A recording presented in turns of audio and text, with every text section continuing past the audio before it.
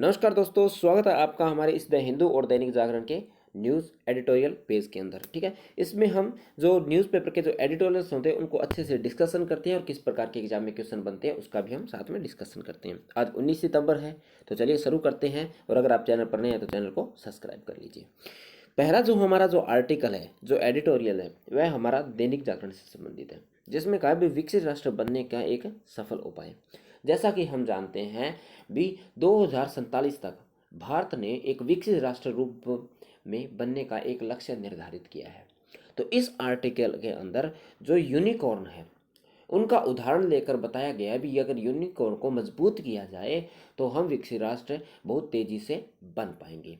ठीक है, कहीं न कहीं उसमें हम विकसित हो पाएंगे या सफल हो पाएंगे। ठीक है, साथ ही साथ इसमें कहा गया जो यूनिकॉर्न है वह क्या होते हैं जिनकी 100 अरब डॉलर की राजस्व पूंजी हो या जिनका व्यापार 100 अरब डॉलर का, वह क्या होती है? यूनिकॉर्न होती है। हमने लक्ष्य रखा था कि हम 2047 तक 10,000 यूनिकॉर्न स्थापित करेंगे। ठीक है, ये हमने लक्ष्य रखा था क्योंकि जो यूनिकॉर्न होते हैं वह काफ़ी मात्रा में रोजगार उपलब्ध करवाते हैं और साथ ही साथ जो मिडिल क्लास फैमिली के जो लोग होते हैं वह उनमें ज़्यादातर काम करते हैं।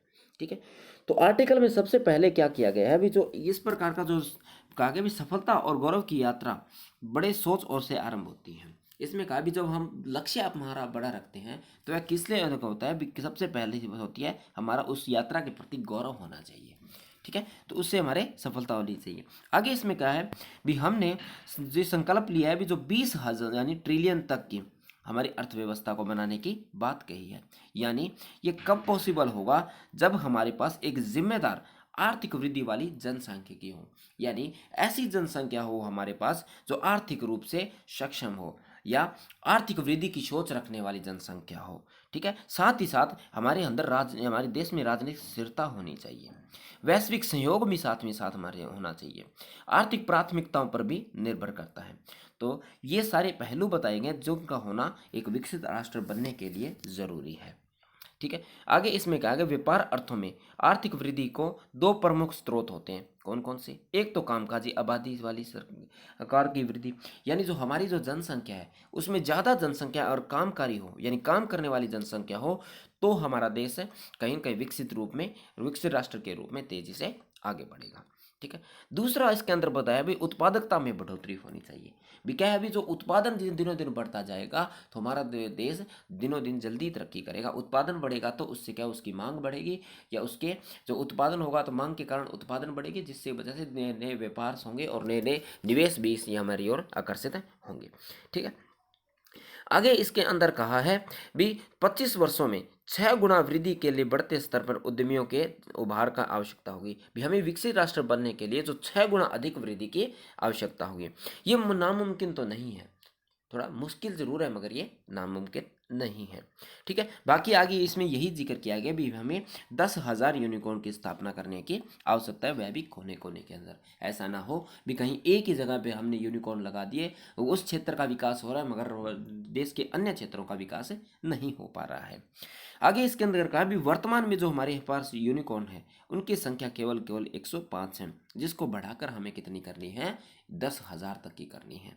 ठीक है, आगे ये क्या है भी इसके लिए हमें योजना बनानी पड़ेगी। तो योजना का कैसा है कि हमें जिला स्तर की योजनाएं बनानी पड़ेंगी, यानी हमें बिल्कुल ग्रास लेवल से यानी बेस पॉइंट से शुरू कर कर हमें बड़े लेवल पर जाने का प्रयास करना होगा। साथ ही साथ इसके अंदर क्या भी वर्तमान में जो भी यूनिकॉर्न स्थापित है वह कहीं ना कहीं कॉर्पोरेट क्षेत्र के अंदर स्थापित है, अन्य क्षेत्रों के अंदर स्थापित नहीं है। यूनिकॉर्न क्रांति 4 अनुकूल पहलुओं व्यक्तिगत, तकनीकी, पूंजी और बुनियादी ढांचे का संचालित होती है। जो कहते हैं भी यूनिकॉर्न की क्रांति यानी जो हमें यूनिकॉर्न 10,000 स्थापित करने हैं उसके लिए सबसे पहले हमें व्यक्तिगत यानी हमें मानव पूंजी की आवश्यकता होगी, फिर उसके बाद हमें तकनीक की आवश्यकता होगी, फिर उसके बाद पूंजी की आवश्यकता होगी यानी निवेश भी तो चाहिए, फिर पूंजी की आवश्यकता होगी हमारे पास यानी जो जो हमारे जो बुनियादी ढांचा है उसकी आवश्यकता होगी, यानी जो यूनिकॉर्न स्थापित करना उसके लिए भूमि होगा, उसके लिए बिल्डिंग तैयार करनी है, तो ये सारी की सारी चीज़ें ज़रूरत होगी। साथ ही साथ इसके साथ हमें जो आकांक्षी जो पुरुष हैं, जो कुछ कह सकते हैं भी जो बड़ी सोच वाले जो पुरुष हैं या महिलाएं हैं, इस प्रकार की मानव पूंजी की हमें क्या होगी? आवश्यकता होगी। ठीक है, और इसमें आगे कहा गया है भी इसके अंदर हमें जो एंजल इन्वेस्टर्स हैं यानी जो निवेशक हैं उनकी भी हमें आवश्यकता होगी ताकि उसमें अंदर क्या कर सकें, निवेश कर सकें। साथ ही साथ इसमें कहा गया है इसमें हमें हार्डवेयर, डेटा सहित संसाधन साझेदारी, नवाचार, सुगमता जैसे बिंदु भी शामिल करने होंगे। ठीक है, भी हम क्या है भी जो एक यूनिकॉर्न को दूसरे के साथ जोड़कर या कुछ अन्य संस्थाओं को एक साथ जोड़कर ताकि हम उनके जो डेटा है उनको एक साथ साझा कर सके और नवाचार के भी विचार एक दूसरे के साथ साझा कर सके, तो इस प्रकार की भावना की हमें यहाँ क्या होगी, आवश्यकता होगी। ठीक है, आगे इसमें कहा भी कुछ समय से यही देखा जा रहा है भी जो एंजल इन्वेस्टर हो रहे हैं वह क्या कर रहे हैं भी ऐसे जो यूनिकॉर्न हो रहे हैं उनसे क्या है भी अपना जो निवेश है उसमें करने से हिचकिचा रहे हैं। तो ऐसी दशा में सरकार को प्राथमिकता दिखानी होगी भी सरकार को इसके अंदर निवेश करना होगा। ठीक है, तो इस प्रकार का ये एक आर्टिकल है जिसमें आगे कहा गया है जो भारत ने कुछ जो इंसुलेटर केंद्रों को वित्तीय संशोधन आवंटित किए, यानी भारत सरकार ने भी कुछ इस प्रकार के जो यूनिकॉर्न है उनको कुछ वित्तीय जो संसाधन आवंटन किया है। साथ ही साथ सरकार ने एक स्कीम चलाई है जिसके तहत कोई भी यूनिकॉर्न है वह 4.5% ब्याज दर पर 50 लाख तक का लोन बिना कोई गारंटी से ले सकता है और अपने आप को और ज़्यादा सुदृढ़ और अपना विकास कर सकता है। ठीक है, आगे इसके अंदर कहा गया भी भौतिक साधन और कनेक्टिविटी और सहयोग और सेवा जैसे कि उद्यमिता, सुसंगठित स्वास्थ्य, शिक्षा, मनोरंजन इत्यादि के अंदर भी हमें यूनिकॉर्न की स्थापना की विकास करना होगा। ठीक है, फिर भी कहा उद्यमी सुसंगठित स्वस्थ और बेहतर सुविधाओं वाले शहरों को रखने की आकांक्षाओं की जैसे, यानी हम क्या कहते हैं भी जैसे हमारे जो शहर हैं उनमें पेयजल की अच्छी सुविधाएं होनी चाहिए, स्वास्थ्य अच्छा होना चाहिए। जो मानव का स्वास्थ्य अगर अच्छा होगा तो वह अपनी पूरी क्षमता से कार्य कर पाएगा, जिससे क्या होगा भी हम जो उत्पादन है वह बहुत गुणवत्तापूर्वक और तेजी से दिनों दिन विकास हम कर पाएंगे और उत्पादन अधिक से अधिक मात्रा में गुणवत्तापूर्वक उत्पादन कर पाएंगे। और साथ ही साथ क्या है इसके साथ हमें निर्यात पर भी बल देना होगा भी जितना उत्पादन हम घरेलू पक्ष में करेंगे उस उत्पादन का हम बाहरी देशों में निर्यात भी कर पाएं। ठीक है, साथ ही साथ हमें जो अत्याधुनिक सुविधा वाली जो टाउनशिप विकसित भी की जाए, यानी ऐसे जो टाउनशिप्स विकसित करनी चाहिए जो हमारी जो हाईवेज होती हैं उनके पास में हो, ताकि जो शहरों में भीड़ भाड़ की स्थिति उत्पन्न ना हो और जो ट्रांसपोर्ट का खर्चा है वह भी दिनों दिन कम हो। यानी अगर हाईवे के पास में होगी तो चीज़ को एक स्थान से दूसरे स्थान पर पहुँचाना भी क्या होगा, हमारे लिए आसान होगा। और जो भीड़ भाड़ वाले एरिया है उस पर ना होकर बाजार में जो ट्रांसपोर्ट आएगा तो भीड़ भाड़ वाली स्थिति उत्पन्न हो जाए, तो उससे भी हमारे क्या होगा, बचत होगा। तो सारा का सारा ये आर्टिकल था जिसमें इस यूनिकॉर्न को मिड में लेकर यानी कह सकते हैं केंद्र में लेकर ये आर्टिकल लिखा गया था। ठीक है, अगला जो आर्टिकल है ये द हिंदू से आर्टिकल है जिसके अंदर कहा गया भी जो जियो पॉलिटिकल विदाउट जियो इकोनॉमी।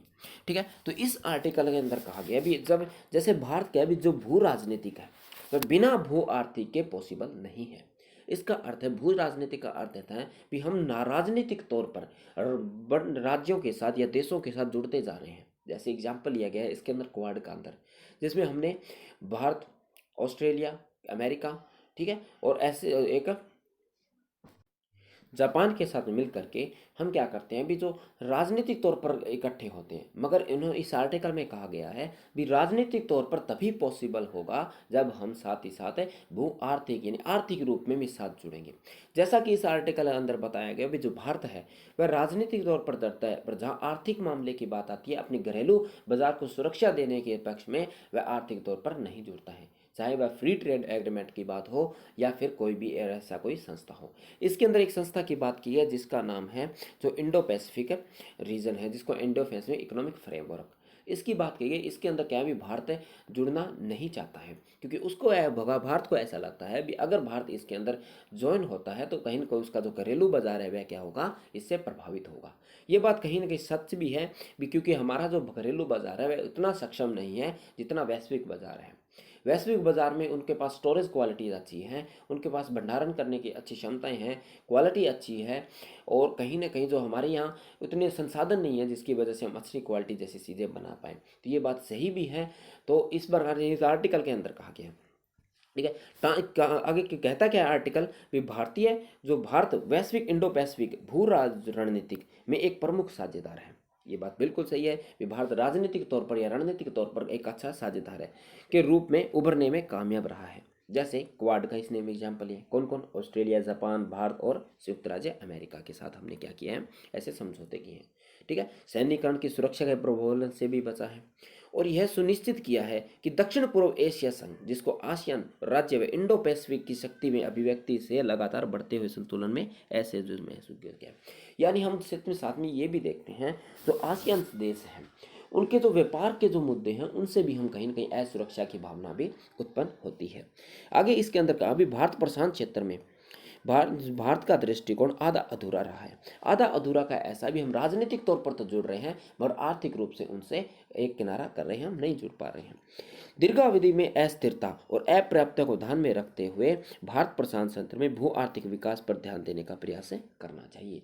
यानी इसमें कहा गया है भी हमें हमारे जो यानी हम कह सकते हैं भी लंबी सोच के साथ हमें चलना चाहिए और साथ ही साथ हमें जो भू आर्थिक राजनीति है उस पर भी हमें क्या करना चाहिए, विचार करना चाहिए। आगे क्या कहता है भी भारत जो हम बोलते हैं हिंद प्रशांत जो आर्थिक ढांचा है उसके अंदर जिसको बोलते हैं इंडो पैसिफिक इकोनॉमिक फ्रेमवर्क में जो 4 स्तंभ बताए गए हैं जिसमें से भारत 3 में कार्य करने के लिए तैयार है मगर जो चौथा स्तंभ जो व्यापार का स्तंभ है उस पर भारत काम करने को तैयार नहीं है, क्योंकि भारत अपनी इस घरेलू सुरक्षा के मद्देनजर रखते हम यह कह सकते हैं भी जो भारत है वह कहीं ना कहीं असुरक्षा महसूस करता है, इसलिए वह व्यापार वाले स्तंभ पर या पिलर पर काम करना नहीं चाहता है। ठीक है, बाकी इसके अंदर जो 3 पिलर है वह कौन से, आपूर्ति श्रृंखला, ठीक है, उसके बाद में जो कर है या भ्रष्टाचार रोधी है या स्वच्छ ऊर्जा है, ठीक है, तो इन तीनों पिलर पर हम काम करना चाहते हैं। मगर जहाँ बात आती है व्यापार की, जहाँ पर व्यापार स्तंभ की बात आती है तो वहाँ हम क्या कहते हैं, हम कह रहे हैं भी व्यापार से हम कार्य नहीं करेंगे, क्योंकि ये क्या कहता है भी व्यापार क्या होगा, तो फ्री ट्रेड एग्रीमेंट होगा या कुछ समझौते के साथ व्यापार होगा। साथ ही साथ जो भारत है वह क्या करता है भी द्विपक्षीय व्यापार करने पर ज़्यादा भरोसा रखता है, यानी 2 राष्ट्रों के मध्य में अगर कोई समझौता होता है तो भारत उसको यानी एक्सेप्ट करता है। मगर जहाँ बहु राष्ट्रों की बात आती है या कई राष्ट्र मिलकर एक संस्था बनाने की बात आती है तो वहाँ पर भारत क्या करता है, एक दरकिनार कर लेता है, भी उस फ्रेमवर्क में भारत शामिल नहीं होता है। आगे इसके अंदर क्या है, जो IPEF से बाहर रहने का निर्णय यह स्पष्ट नीति है कि हम IPEF और RPCV इसी प्रकार से जो RCEP है जो आसियान देशों का है वह भी कहीं ना कहीं क्या है, मुफ्त व्यापार से संबंधित एक समझौता है, उसमें भी भारत हिस्सा नहीं बना है। और अलग राज्यों के साथ हमने FTA पे हस्ताक्षर किए हैं और अलग अलग राज्यों के साथ हमने मुफ्त व्यापार समझौते किए हैं। इससे स्पष्ट कर दिया है कि भारत द्विपक्षीय समझौतों का पक्षकार नहीं है तो है मगर बहुपक्षीय पक्षकार का इच्छुक नहीं है। बस यही बात है कि भारत 2 राष्ट्रों के साथ तो व्यापार करने के लिए या समझौते करने के लिए तो इच्छुक है, मगर जहाँ बहुराष्ट्र की बात आती है वहाँ पर भारत क्या करता है, अपने आप को दरकिनार कर लेता है। आगे इसमें कहा भी आर्टिकल कहता है भी भारत विश्व की 5वीं सबसे बड़ी अर्थव्यवस्था है। 5वीं बड़ी अर्थव्यवस्था होने के नाते भारत को इस प्रकार के निर्णय लेने से बचना चाहिए, क्योंकि भारत को और अधिक विकास करना है, इसलिए हमें वैश्विक व्यापार को भी हमारे अंदर भागीदार बनाना चाहिए और ऐसे वैसे जो जिस प्रकार के फ्रेमवर्क्स हैं उसमें हमें शामिल होना चाहिए।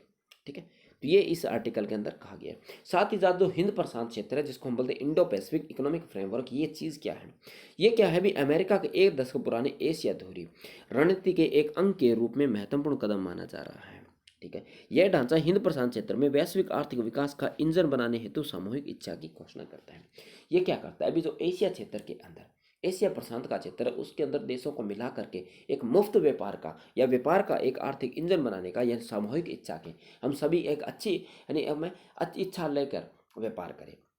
ठीक है, आगे इसके अंदर इसका जो उद्देश्य हिंद प्रशांत क्षेत्र में को प्रस्तावता संवहनीय समावेश, आर्थिक विकास, निष्पक्षता और प्रतिस्पर्धात्मकता को बढ़ावा देने के लिए भागीदारी देशों के बीच में आर्थिक साझेदारी को मजबूत करना है। साथ इसके अंदर क्या क्या देखेंगे, हम संवहनीय देखेंगे, जो संवहनता होती है, समावेश देखेंगे, आर्थिक विकास देखेंगे, तो इन सबको साथ मिलाकर काम करने की बात कही गई है। जो IPEF में क्वाड के सदस्य देशों जिसमें भारत, जापान, ऑस्ट्रेलिया के अलावा 10 आसियान देश और दक्षिण कोरिया और न्यूजीलैंड भी इसके अंदर क्या है, शामिल है। यानी भारत इसके अंदर शामिल है, मगर जहाँ व्यापार की बात आती है तो भारत क्या करता है, अपने आप को एक दरकिनार कर लेता है। IPEF को एक दर्जन आरंभिक भू राज्यों भागीदारी के साथ साथ लॉन्च किया गया है, जो संयुक्त राज्य की GDP का कितना 40% देता है। यानी जो वैश्विक जो GDP है, जो IPEF है वह लगभग वैश्विक GDP का 40% हिस्सा रखता है। तो ऐसे इतने बड़े फ्रेमवर्क में भारत में इस प्रकार से दरकिनार करना कहीं न कहीं ये कहता है भी भारत आर्थिक रूप से कितना असुरक्षा महसूस करता है। ठीक है, इसके जो 4 स्तंभ बताए गए हैं इसमें जैसे 2 ही दिख रहे हैं, वैसे हम पीछे देख लिए हमें क्या है, एक तो आपूर्ति श्रृंखला था, एक हमने इसके अंदर कर देखा था, एक भ्रष्टाचार से संबंधित था, चौथा पिलर था व्यापार था। ठीक है, इसके अंदर ऐसे ये दो ही दिख रहे हैं, ये ज़्यादा जूम की वजह से नहीं दिख रहे हैं। ठीक है, अगला जो आर्टिकल है ये हमारा दैनिक जागरण से संबंधित है। ये कोई बड़ा महत्वपूर्ण आर्टिकल नहीं है।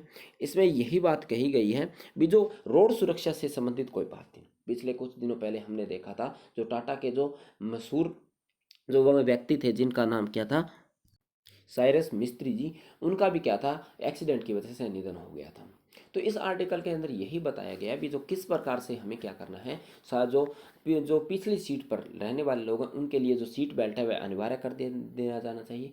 साथ ही साथ जो हमारी जो रोड की जो ढांचा बनाया गया है, जो स्ट्रक्चर है, उसको भी परिवर्तन करना चाहिए। और साथ ही साथ जो जो लोग नियमों का अच्छे से पालन नहीं करना चाहिए उन पर कड़ाई से जुर्माने लगाने का प्रावधान करना चाहिए, ताकि लोग कानून का अच्छे से पालन करें और दुर्घटना जैसी स्थिति का जो हम कह सकते हैं, जो दुर्घटना की जो आंकड़ा है वह कम हो सके और दुर्घटना की स्थिति है वह दिन दिन कम होती जाए।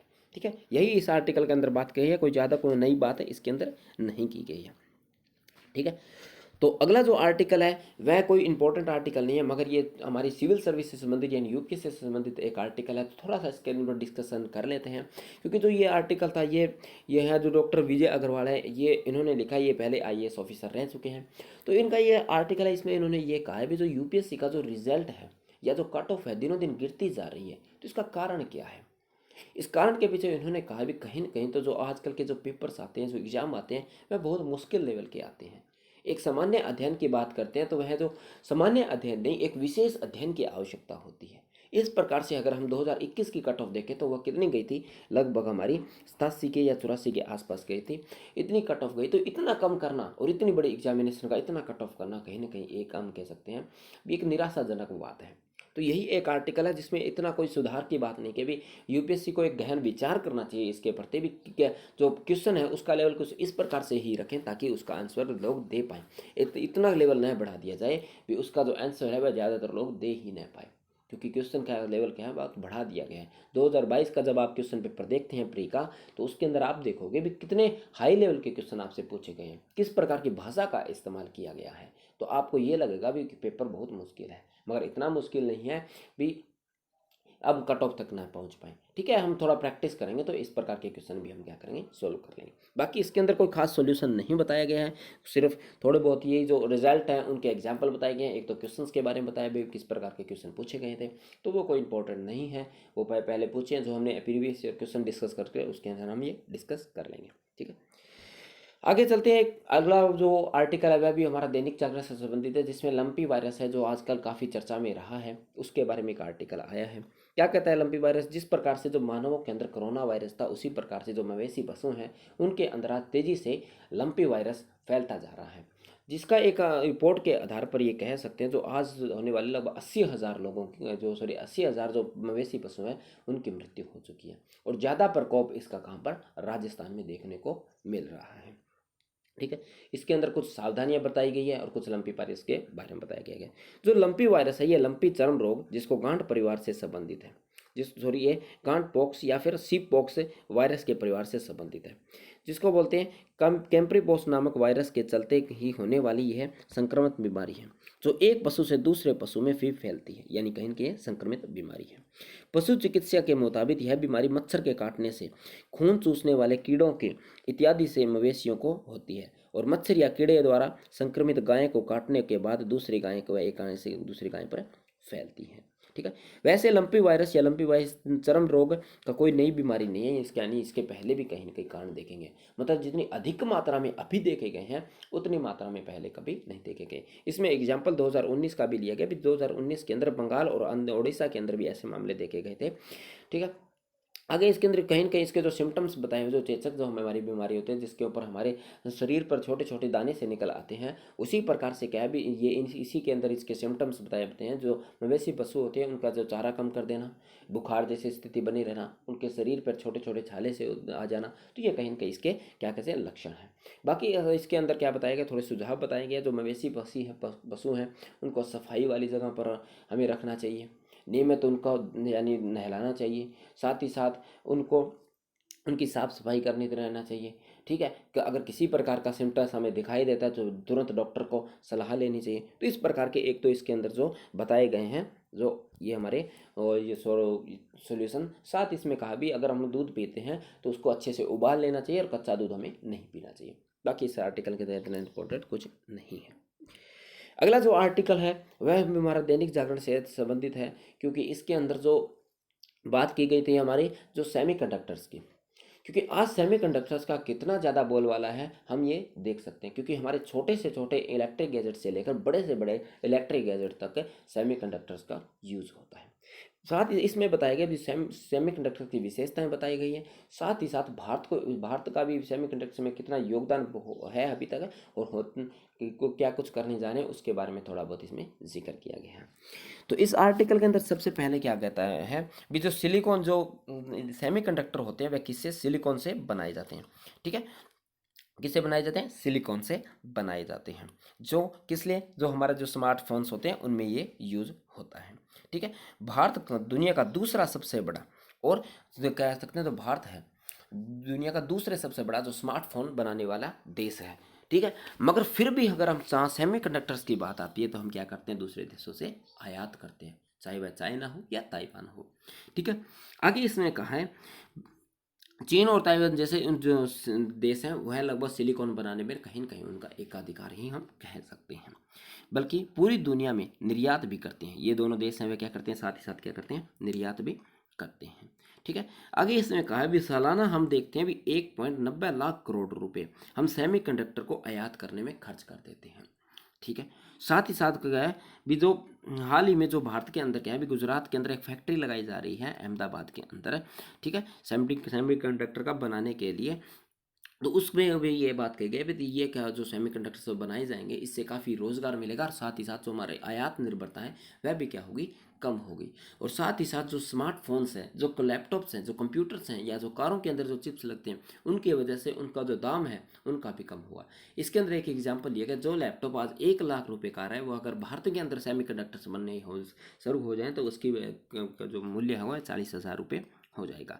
ठीक है, साथ ही साथ इसमें अंदर कहा गया जो वो भारत है वह पेट्रोल और सोने के बाद जो इलेक्ट्रॉन के जो सेमीकंडक्टर्स हैं उनका सबसे ज़्यादा आयात करता है। तो हम इसे यहाँ देख सकते हैं भी कितना हम सेमीकंडक्टर्स का आयात करते हैं। आगे इसके अंदर क्या है भी फरवरी 2021 में और अप्रैल के बीच में हमने लगभग 550 अरब डॉलर का आयात किया था। ठीक है, तो इतनी कहते हैं कितना आयात हमने इसके अंदर किया था। फिर आगे इसके अंदर कहा गया है ये फिर आगे इसमें कहा गया है भी जो भारत सुपर पावर बनने की यानी कोई और अग्रसर है, फिर भी हमने आज तक सेमीकंडक्टर में आत्मनिर्भर बनने की कोशिश क्यों नहीं की है। ठीक है, आगे इसमें कहता है भी आत्मनिर्भरता की उछाल, भारत में सेमीकंडक्टर बनाने में भी अभी हाल ही में कुछ निर्णय लिए गए हैं। ठीक है, इसमें कहा गया जैसे इंटेल, माइक्रोसॉफ्ट जैसी कुछ कंपनियों के लिए हम जो इंटेल है अभी भी डिज़ाइन कर रहे हैं जो सेमीकंडक्टर्स है, मगर उस मात्रा में डिज़ाइन नहीं कर रहे हैं जिस मात्रा में हम किसी चीज़ का उत्पादन कर रहे हैं। ठीक है, आगे ये आर्टिकल कहता है भी इसका एक कारण यह हो सकता है भी हमारे देश में जो मुख्य फोकस है हम किस चीज़ पर करते हैं, सर्विस सेक्टर पर करते हैं, जबकि हम मैन्युफैक्चरिंग सेक्टर पर इतना फोकस नहीं करते हैं जितना कि हम सर्विस सेक्टर करते हैं, जिसकी वजह से क्या होगा, हम सेमीकंडक्टर का निर्यात या ये उत्पादन उतनी मात्रा में नहीं कर पाते हैं जितनी मात्रा में हमें करना चाहिए। और कहीं ना कहीं जो सेमीकंडक्टर के अंदर जो रॉ मटेरियल यूज होता है उसके अंदर भारत के अंदर क्या है, कुछ ना कुछ कमी है, जिसकी वजह से भी हम क्या है इसका उत्पादन नहीं कर पा रहे हैं।